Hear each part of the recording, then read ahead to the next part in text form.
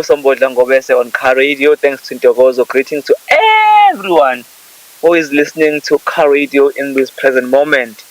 Yeah, it's a Joyride show here on Car Radio as we are here for you. So we are here for you every time. We don't choose Monday to Friday, Saturday to Sunday. We are always here because we are here for you. So thanks to the sport bars with the game, the guy. Simbiza ngubani simbiza ke ngoNkosi SA ngelilanga sohlangana uNkosi USA mhlawumbe maseshintshe province aseshintsha lo i-country wathi qa to USA afike be uNkosi USA. So currently he is Nkosi SA. So thanks to that man, he's doing wonders when it comes to sport. So yeah, moving forward ke mhlanje usuku lumnandi sokuthi umhla 11 November. We are just there to wrap up lo nyaka sikuwona ke 2021 oza kakhulu ke nemanga eningi sikwazile ukuthi sibe nokuvota sikwazile ukuthi ke iqale iCovid-19 vaccination so iningi lo nyaka ezenzakalile ziningi kakhulu sikwazile ukuthi sibuyele emagroundini sobuka nebhola only those who are vaccinated. So iningi ezizalo nyaka nje lo esingawubeka emlandweni eminyakeni esike nayo empilweni zethu noma kule minyaka esike saba nayo eSouth Africa ukuthi cha omunye onyaka singawufaka emlandweni izinto ezenzeke khona zithe ukuba ningana we've been seeing even kade kuvotwa ke last week usini ukuthi ke interest yabantu ekuvoteni yehlile. So yonke into leyo ke futhi esembhalwe esemlandweni ukuthi ke eminyakeni ethize kwahamba ugqozi kubantu lwehla njengoba wazi ukuthi ukuvota kubantu bekuyinto ebebeyizwa ngaphakathi ukushawa iziqi kuvunywa amahubo kuvunywa imizabalazo abantu behamba vote. But this time around we've seen a very peaceful election whereby ke beku peaceful even emgwaqeni ubona nje ngathi akuvota namhlanje but ke yonke into esihamba bese nomlando umlando uba ngayo yonke indlela yabo. But ke we are looking forward to see unyaka ka 2024 where we will be electing ugovernment ke wezwe lonke national elections. So sibona khona ukuthi ke ugqozi kubantu kuzohamba kanjani. Yeah, having said that, hopefully you are so good, you are blessed, you are highly favored wherever you are. If emsebenzini nje iba umuntu oyimisela ukuthi usiye ekhaya uyo relaxa wenze lokho kumele ukwenzile and ke mgaqweni ukuthi uyashayela umuntu wasemgwaqeni driver kamnandi nje uthethe igazi ube driver lo kufanele ukuthi ba uyena uyayazi into efuna driver school ngesigxile kakhulu lapha but uyazi driver ukuthi driver angempela uba udriver onjani. Okay, you gotta check on top stories. Namhlanje ke indaba egijime kakhulu ehamba phambili ke yizo lezona ethinta ukudlula emhlabeni kwa FW de Klerk. Yeah, useze wadlula emhlabeni ke so indoda ke lena eyakabo president wakhona lapha eSouth Africa. I think from 1989 to 1994 wayehula lapho uyena ke wagcina ukuba uhulumeni omhlophe eholini eSouth Africa. So yeah, sithi nje kaphumula ngokuthula condolences to the family and ke uyena ke futhi umholi waba ukugcina abaholini bobandlululo lwazana ne-apartheid eSouth Africa. So ke sithi nje kaphumule ngokuthula wayemholi lapha na kwe-National Party. So ngala check nje futhi endabeni ebathini ngakho ukudlula kwakhe emhlabeni but ke awusabaleka kakhulu sekudlula kwakhe sekwenje ukuthi ke kubonge iphatha idlala ukuvumela ukuthi ke abantu bakithi abebala lethu bala eSouth Africa uyena uhulumeni ke esakwazi ukuthi sivote ngaphansi kwakhe. So ke so la siyibheka ukuthi ke the Nelson Mandela Foundation said on Thursday that FW de Klerk legacy was an uneven one. The apartheid South African's former president passed away on Thursday morning following a struggle with cancer. De Klerk's legacy is being one, or is a big one. It is also an uneven one.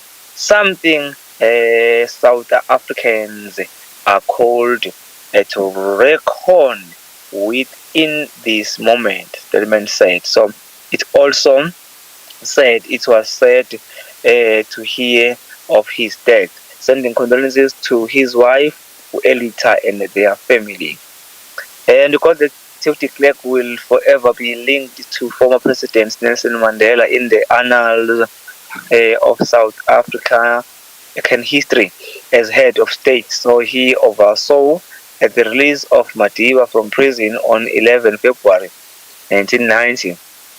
And then in 1993, they were jointly awarded to Nobel Peace Prize for ushering in a negotiated settlement that led to South Africa holding its first democratic election in 1994. Statement continued. So there was little chemistry between the two men, and where were some serious plays up when de Klerk arrived or served in Mandela's cabinet as deputy president. Alongside Thabo Mbeki, de Klerk in 1996 led National Party out of the government of national unity to become the official opposition. So in 1997, he quit politics. That meant include comments Mandela made at de Klerk's 70th birthday celebration.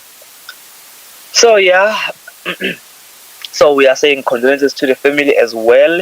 And again, siyamba ukuthi konke kuzohamba kahle ama preparations of ke umngcwabo wakhe ozohlelwa ngokuqhubeka kwesikhathi ezwazi ukuthi ke naye waye former president. This means I think ke ruling party state will give him ke state a funeral as naye eyingxenye yomlando or ingxenye yogovernment base South Africa. Checking on another news, see ukuthi kuqhubeka kanjani kokunye nokunye. We've got here that the finance minister Enoch Godongwana said there needed to be economic reform, but has cited better economic growth for this year with the country recovering from the effects of the COVID-19 pandemic. So the new finance minister delivered his maiden medium-term budget policy statement in Parliament on Thursday afternoon. And then Godongwana said, we now expect the South African economy to grow by 5.1% in 2021 from 6.4 construction, Godongwana was saying. So he said that he went on to say COVID-19 vaccinations were vital to keeping up at the momentum. So Godongwana said electricity supply problem were also stopping growth, and this was being dealt with. Godongwana said private producers would help with this, and he said that the 25 projects that are part of latest round of Bed Widows 5 will generate more than 2,500 megawatts of power at the weighted average price of 47.3 cents per kilowatt hour. Yeah, and said that municipalities are a fiscal risk. The finance minister flashed local government municipalities as a fiscal risk. He said 43 municipalities were already in complete financial disarray, as the minister said. Another 100 municipalities risk a similar crisis.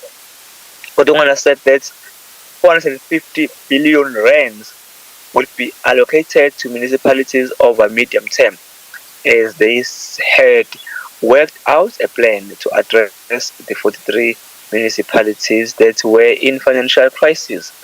And then also you got that here, the recent local government election results highlighted that the electoral dissatisfaction with local government's delivery, and Godongwana said February national budget would give details on the steps being taken to build more capable local government structure.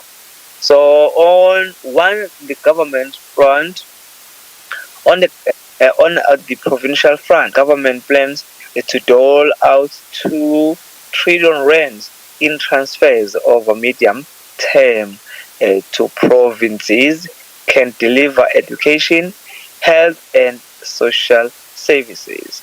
However, Godongwana said there needed to be economic reform.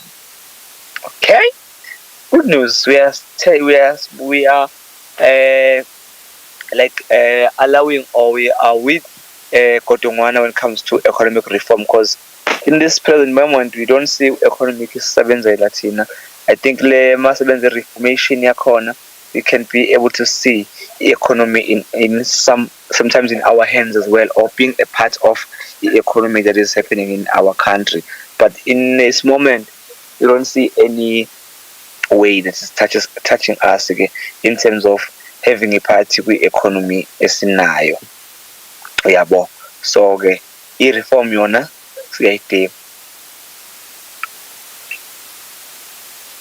And then moving forward, checking on other stories, as there's a lot of stories that are taking place right now in our country. We want to see which ke kunye nokunye kuhamba kanjani. So it is Thursday today. We are like one day ahead. This is going to be weekend. We're going to celebrate again. Weekend is normal, and luckily enough, we're still allowed to go to the churches. So we are still hoping ukuthi kuzoqhubeka kube njalo izinto zenza ngendlela ezingakhona, because we don't know. We've heard ukuthi ke into eyenzakalayo, we gotta sometimes experience the fourth wave. We've had some news enjalo nakhona ukuthi fourth wave is on its way, and we are really not feeling comfortable when it comes to another disaster that is coming on our way, when they are saying a fourth wave might come. So we're not really comfortable with that one. So hoping ukuthi kuzohamba kube yinto ezokwazi ukuthi ilawuleke, ngoba we are really not ready for yona sibiza ngokuthi ke i-fourth wave. So let's just go to Belgium. Germany registered as a record of 196 new COVID-19 infections on Thursday. So according to health authorities, this is the first time Germany has exceeded 50,000 cases since the beginning of the pandemic, and comes as infections and deaths have soared since mid-October. So outgoing Chancellor Angela Merkel has described the rise in infection as dramatic. Yeah, and then here we got this again. A pressure is also building on hospitals in outbreak blamed on Germany's relatively low vaccination rate of just over 7%. Several of the worst hit states, including Saxony, Bavaria, and most recently Beijing, have introduced new restrictions aimed at non-vaccinated people who have been the first to be affected by the rebound in case. So as of Monday, Belgium will ban unvaccinated people from entering restaurants, terraces, bars, sports halls, and hairdressers.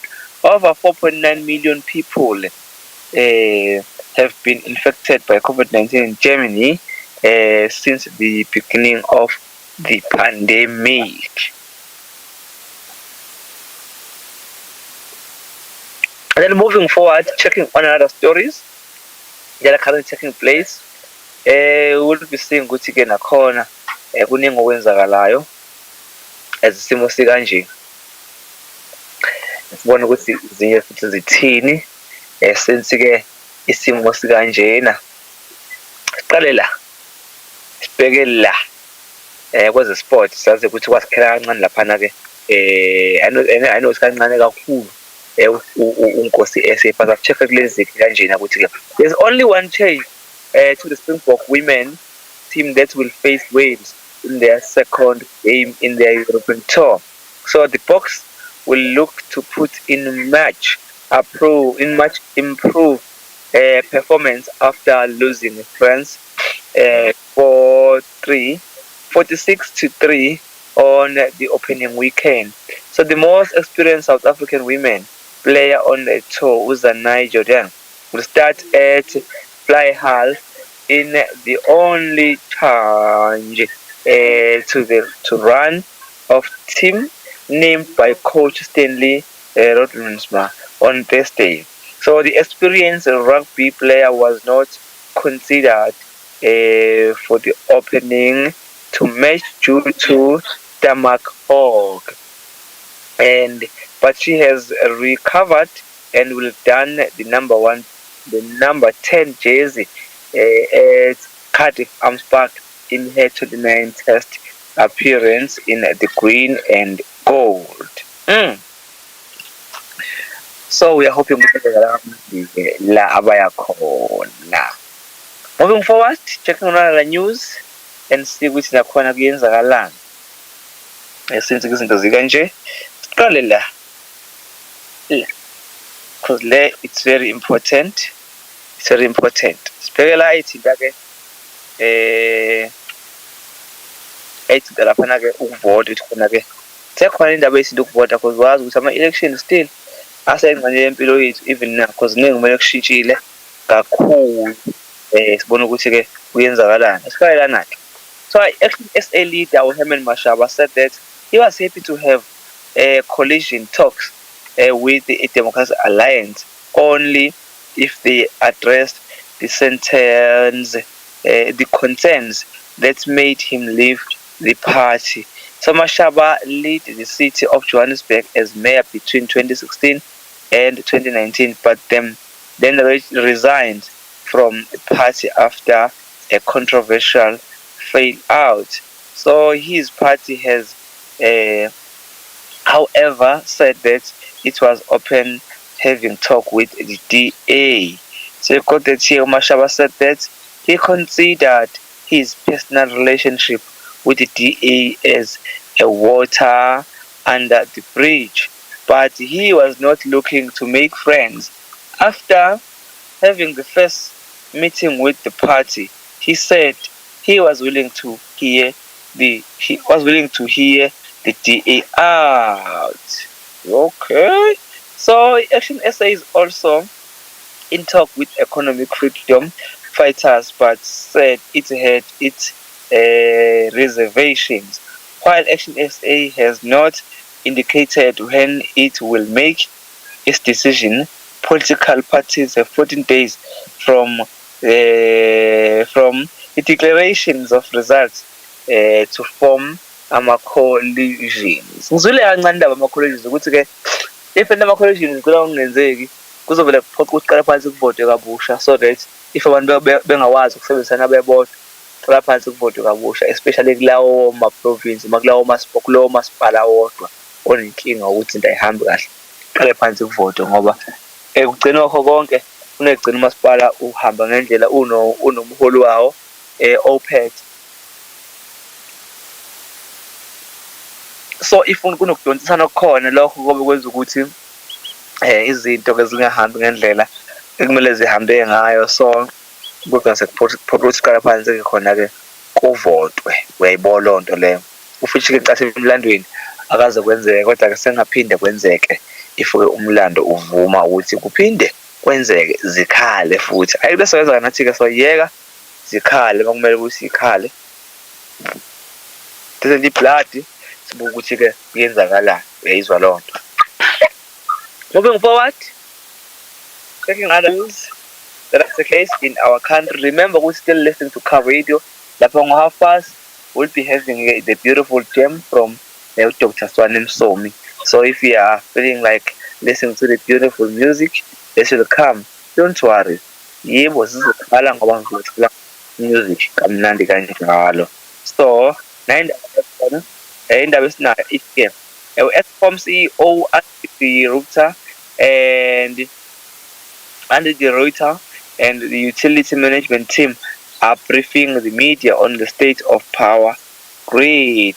So-ke yabona-ke lapho-ke ukuthi into zethu zogesi zizohamba ngizwe ukuthi abanye-ke bayarizana abanye bazoxoshwa just because-ke indaba kagesi yasi-affecta. Guys, ngempela indaba kagesi iyasi-affecta, asina-choice but iyasi-affecta, especially kusebhizinisini eludingayo ugesi. Ngathi amabhizinisi amaningi ayayidinga i-power. So if ibhizinisi esineeds i-power, affectanga ngempela-ke when it comes to izinto ey'njengalezi. So-ke as-ke osomabhizinisi abancane asidingi ukuhlangana nezinto ey'kanje. Sesifisa ngathi yonke into ingahamba ngendlela eyiyona hlezi unogesi because ne-target yosuku bakithi ibalulekile ukuthi igcine ihlanganile. So igcina sihlangana i-target yosuku ngenxa yokuthi i-power awunayo. Kumele ube nama-alternative ukuba ne-power, but-ke we are looking forward ukuthi indaba kagesi lena isolveke because ngempela uyafail to understand ukuthi why ingahleleki because before i-time-ke kusapresident zayisibiza ngokuthi-ke uMr Thabo Mbeki, uPresident Thabo Mbeki wavalelisa lapha ku-load shedding and till today asasibe nenkinga, still azaphume akasibe nenkinga kagesi, but-ke we are looking forward ukubona ukuthi kuzokwenzakalani since izinto zikanjena-ke ukuthi kwenzakalani igcina konke ngoba sayifuna le ndaba kagesi. Ngeke siyawudinga nje ugesi, ngeke sidlale nje into abantu siyawudinga ugesi sibe nawo kuyingxenye yempilo yethu, njengamabhizinisi ethu siyawudinga ngale ndlela exaka ukwenza. Awuna-check-e endaweni ethinta ibhizinisi-ke manje before siyilaphana-ke engomeni engasiyijabulela laphaya 4:30. Siqalelana-ke le indaba. I-Democratic Alliance James Selfie is retiring as a member of the parliament after 43 years career in politics. And also, according to a report from news, so Selfie, after 6 years, announced that he will retire from politics on 31 December 2021 due to his deteriorating health, the article states. So the politician has been an MP since 1994 and will remain a member of the A post-retirement. So his former DA colleague Phumzile Van Dam has taken a Twitter describing him as an unsung hero of democratic South Africa and saying he was a friend of a lovely daily hold close to my heart and eternally grateful for. Yeah, it's a kanjalo.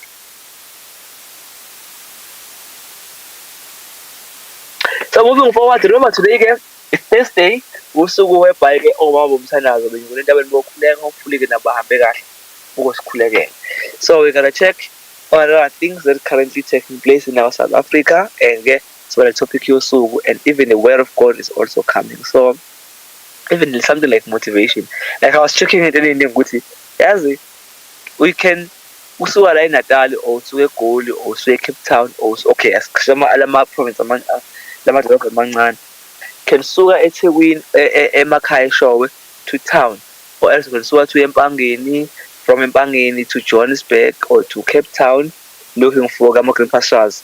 So ukuthi-ke kuyenzeka into eningi uzohamba usuthembisile ekhaya ukuthi no guys, I'm willing ukuthi mangiye laphana ngohlanganisa impilo izohlangana, only to find if uyafika laphana eGoli impilo ayihlangana izifise ngathi ungabuyela emuva uzohlala emakhaya, and nakhona futhi still uthi ubusemakhaya vele ubuyela khona la uhluleka khona phinde uzame futhi ukuya kwenye indawo. But-ke akanakheniseki ukuthi-ke nami ngeke ngazama ngasuka la emakhaya ngeze eThekwini impilo yanzima yashintsha izinto ebengifuna ukuba nazo angenzeka. Suka lapho ngashona eCape Town ngafika unyaka uqala, then ngabuya nje within 3 months ngabe sengibuyela emuva ngoba sengixakekile ukuthi hayi bona la engikhona hayi indlala iyangibulala kushubile akwenze ngendlela futhi kwenzeke ngayo.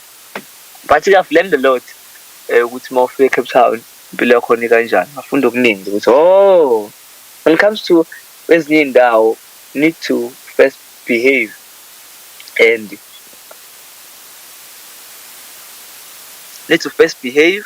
and be someone who is really humble, someone who is willing to learn all the time, and be someone who is really having a plan, nama options, and also i-patience ibaluleke kakhulu ekushintsheni, especially uma uyofuna umsebenzi, because kuyenzeka izinto ngempela zingalungi, uhambe uthathe imali ugembule. Lokho kwathi wangifundisa ukuthi-ke impilo noma impilo uyagembula empilweni ukuze ufike la kumele ufike khona. Ayikho enye indlela, ugembula nje engxenye yempilo, and even if uyaluza, but uthi uba ne-experience. Oh yes, even if I'm losing, but still I still have experience ukuthi ngiyenzile yangihlula, kodwa yona ngiyenzile, uyabo. So it's very good, but-ke engayisho ukuthi wherever you are, la uzama khona impilo uwenze ikusasa libe ngcono, else ukwenza umndeni wakho ube ngcono, kungenzeka uhambe uyozama ungatholi lutho.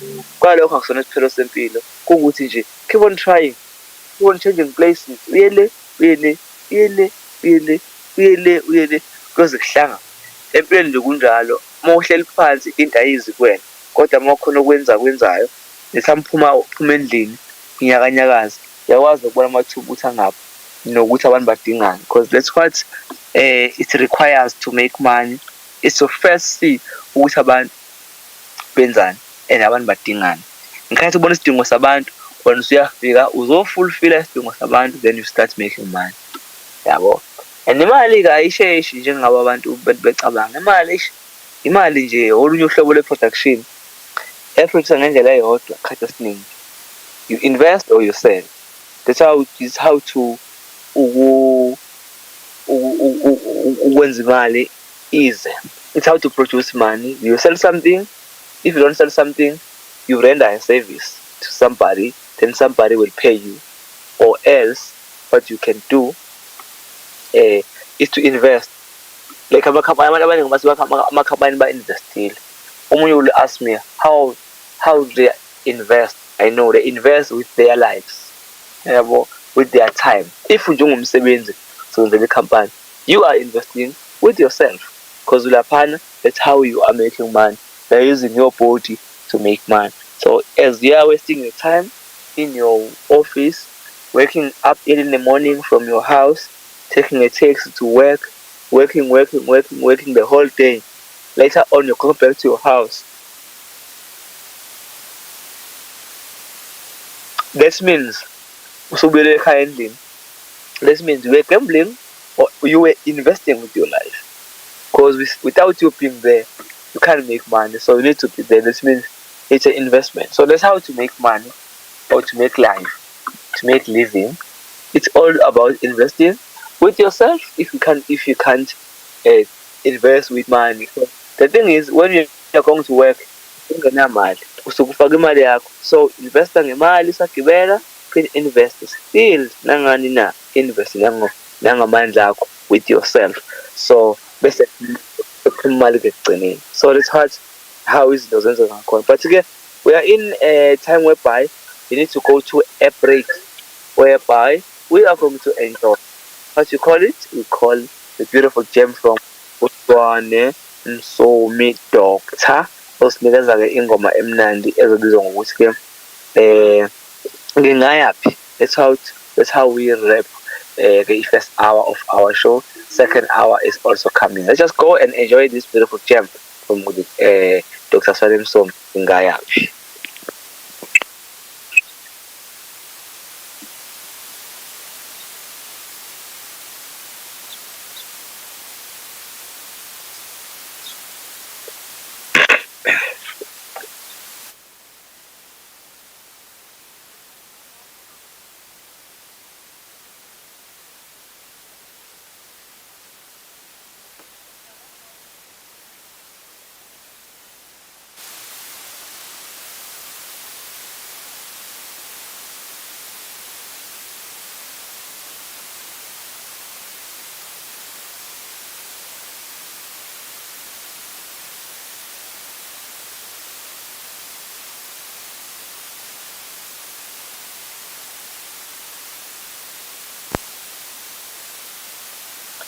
coming back from the air break, give you this song, but to get liyanqaba.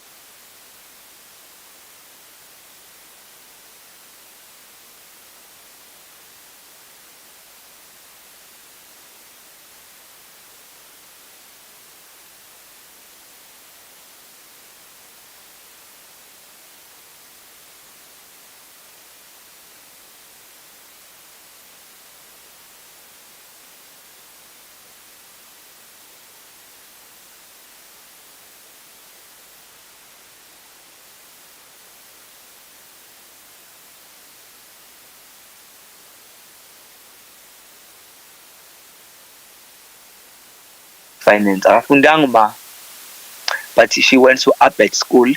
I think I was doing grade 8. Then she went to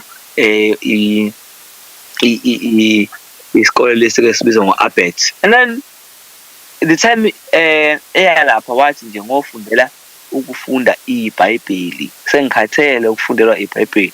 Into engiyifunayo. Wahamba wayifundela iBhayibheli, wayifundela u-Abet wabuya. Makuzoke iBhayibheli akathumela umuntu uyayifundela ulazi kahle kakhulu. So in that way ke this is where i-financial ke isebenza kamnandi if kunomuntu ekhaya okwazi ukumanage ezimali ngoba shilo if imali especially umuntu omusha uhlelo ukumanage imali wanenkinga ngoba iprocess yakho isitheni izohlala nomuntu yabo. Most of us nje masikhula it's a part of life ukuthi funeka ukhule thola umuntu ophisana empilweni. If uphisana nomuntu empilweni awukwazi ukumanage imali uba senkingeni ngoba wona ubona imali uyisebenzisa kanti actually ayikho imali eyanele. Imali will never be enough because all the time izinto ziyashintsha ziyanyuka and sifuna istyle esisha empilweni, sifuna ukukhula sibe nezinto ezintsha yabo.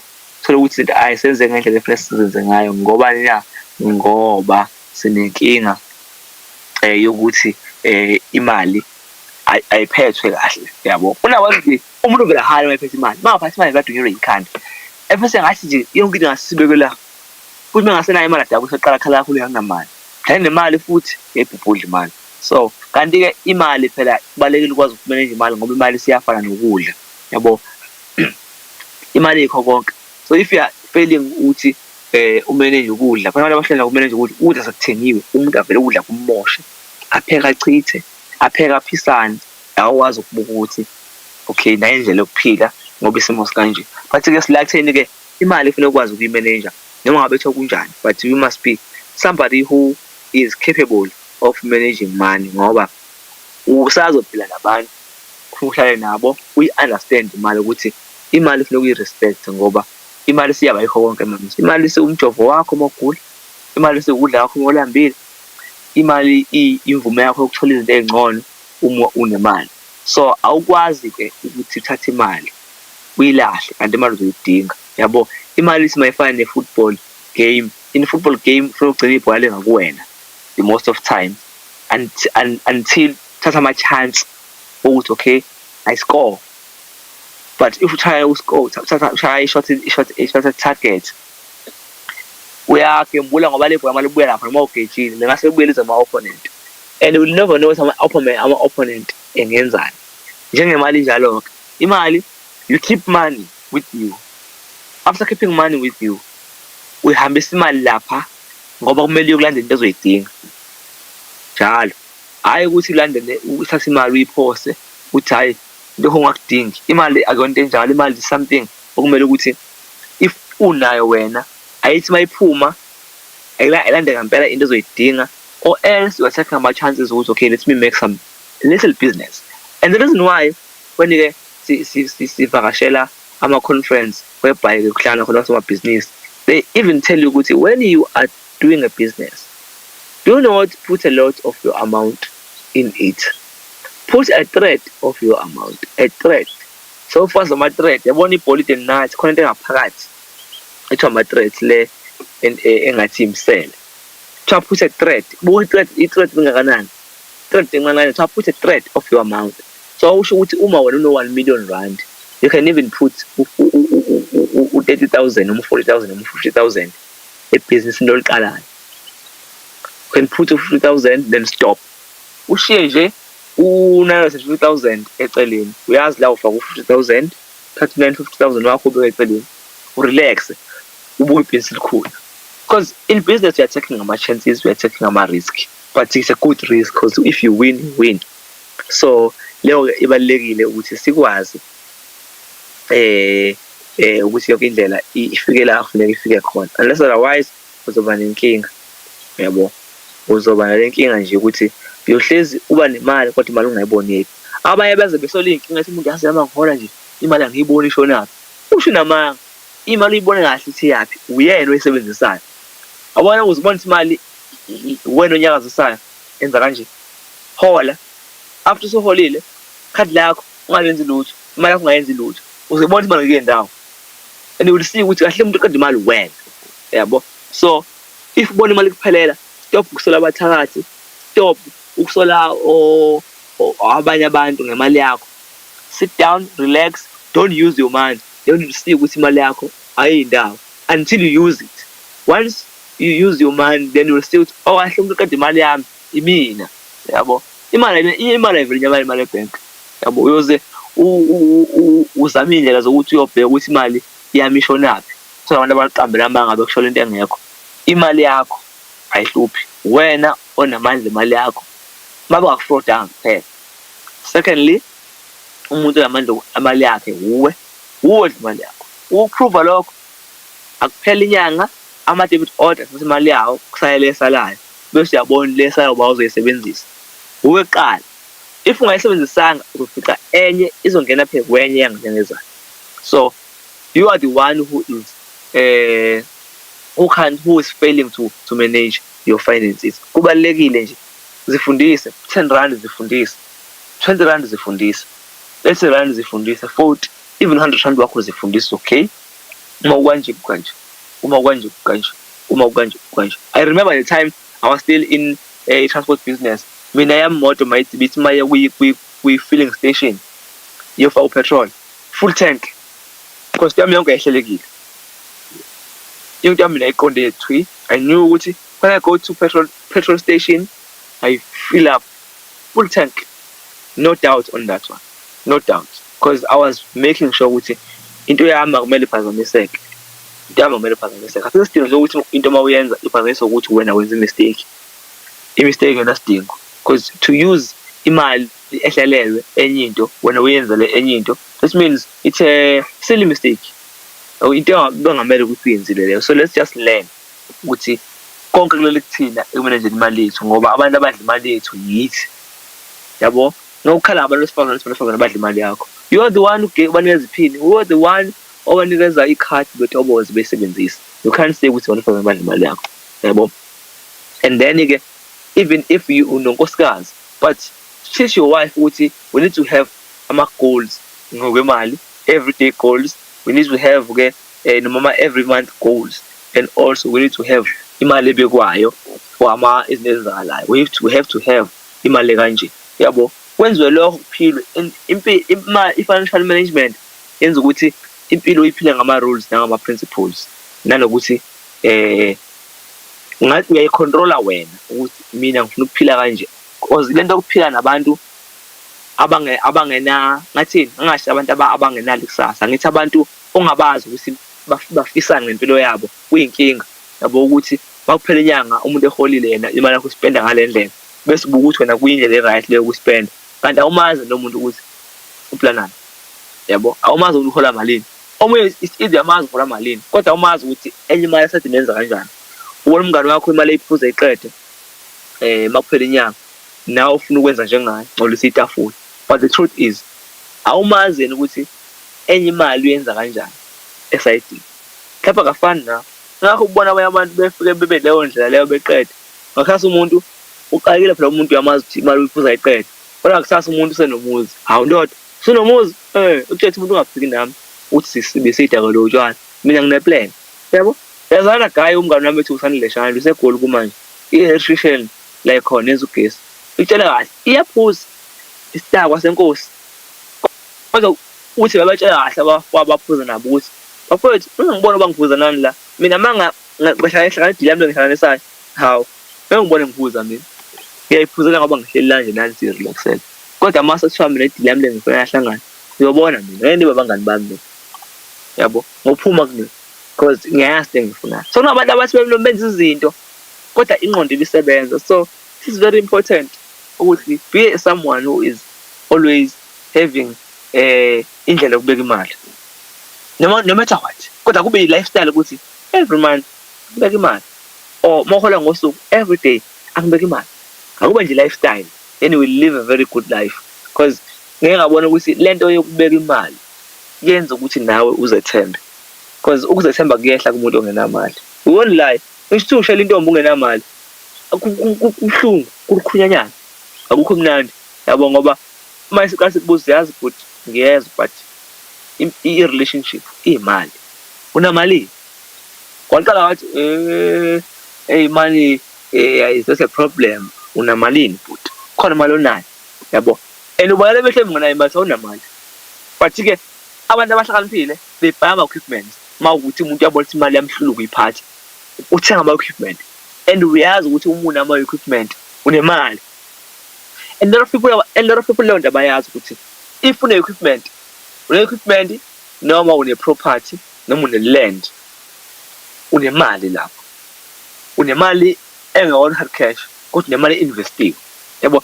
If imali yakuhlula ukuyiphatha ukuyibona ngesandla, you better invest on buying ama-equipment enza impilo ibe lula, yabo. Like kwenza i-equipment, uthenga i-equipment yokushintsha amathaya, that's money, yabo. Don't produce money ngendlela yayo, yabo. Ukuthenga equipment such as containers urentise ngawo, that's part of making money. Or else you can buy a lot of things ongayithenga in terms of owenza ukuthi mhla udinga ucash uthi mawudayisa leyo nto leyo ikwenzela imali. So that's what I believe in. Into eningi anginazo mina, such as iy'mpahla zokugqoka. I don't like clothing for now. Angisiboni isidingo sokuthi ngibe ney'ngubo eningi, yabo, because ngiyazazi ngaphakathi kimi ukuthi yini le engiyifunayo, yini le engifuna ukuyibona in 10 years from now, yabo. Yini engifuna ukuyibona if I'm reaching the age of 40, yabo. Negoli yami ukuthi ngifuna ukubona, ngifuna ukufika lapho. So kunezinto kufuneka ukuthi ngiyisuse endleleni yami ukuze ngifike lapha engifuna ukufika khona. So in that way I need to have financial management skills. I need to teach myself. As easy, you don't have to go to school for zona, because mina ngiyoze ngife ngisebenza. I won't go to umunye employer angikho njalo, yabo. It's me lokho kumina ukuthi I rather create amathuba omsebenzi than finding somebody who is creating jobs for me, yabo. Mina I'm a job creator for myself, and if I'm feeling like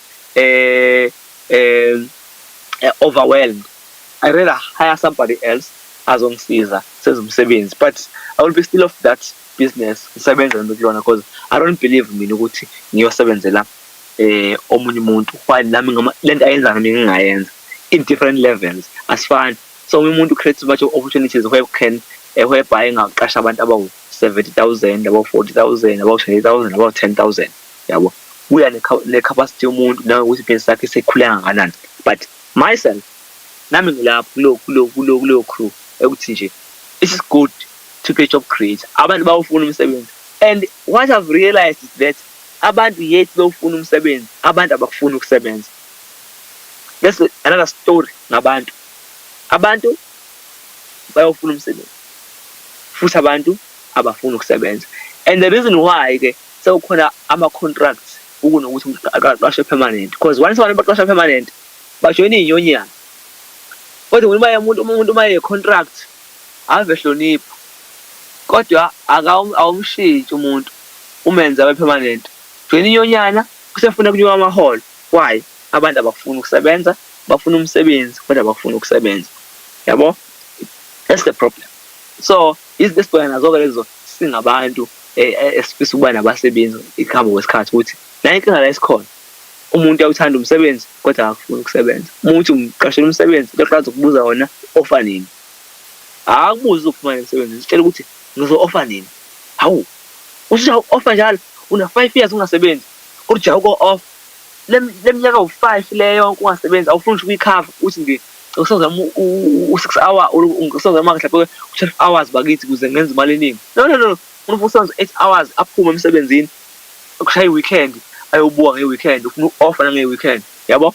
All those things sibhekana nazo njengabasebenzi njengabaqashi ukuthi ke hey abantu umuntu ufika ahluleke ngoba financial management wempilo yakhe. Bayifika kuwena afuna ukuthwalisa kanzima, afuna imali enkulu, mayeva ufuna imali enkulu futhi akafuni ukusebenza. But besingekho lapho besitheni ke abantu they must learn how to be a self-financial manager. Learn how to manage your finances. It is very important. And mostly manje isimenze empilweni yakho uhlezi stuck endawonye, because you are the one odla imali yakho. You are the one onama-authorities emalini yakho. Make sure ukuthi imali yakho isebenza ngendlela esebenza ngayo. Kodwa ke akube i-rule noma ube principle of your life ukuthi akube nemali esavwayo. Noma ungasave 5 rand ngesonto, at the end of the day we are safe. Asibonge. My name is Mbuso and this was Joyride Show. So kubona kusasa sekukhona phana ke uPastor Ntombi yezwi ngomezulu shezi esethi nje yena Joyride again indaba ze-weekend. So ke yeah, don't forget ukuthi ukuthanda uNkulunkulu ngoba uNkulunkulu uyakuthanda. Thanks to Ntokozo in our studios by giving us ke